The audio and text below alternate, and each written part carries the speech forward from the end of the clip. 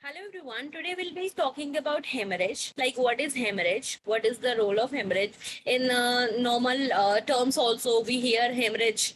So what is hemorrhage? So I'll share my screen so that you can understand about hemorrhage.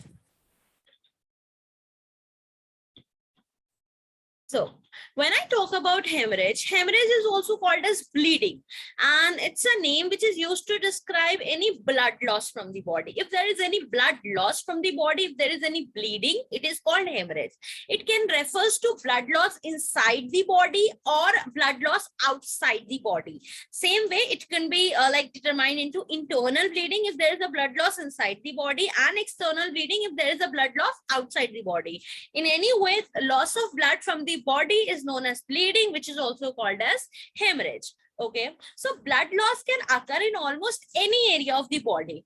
That means internal bleeding occurs when blood leak out through a damaged blood vessel or organ. See, whenever we hear the word hemorrhage, so mainly in normal medical terms, we understand it as something happen inside the body. Okay, like brain hemorrhage or something. So if there is internal bleeding, if the hemorrhage or the blood is leaking inside a damaged blood vessel or organ, that is internal bleeding. And external bleeding happens whenever blood exits through the through a break in the skin. Like when a blood comes out, there is a breakage in the skin, which is the outermost layer of your like integumentary system. It comes out outermost layer. If you can see the skin, if the blood is coming out from this portion, so you call it as external bleeding. And if there is a bleeding inside a blood vessel or an organ, that is like a damaged blood vessel, that is our internal bleeding. So this is a little about hemorrhage. So I hope whenever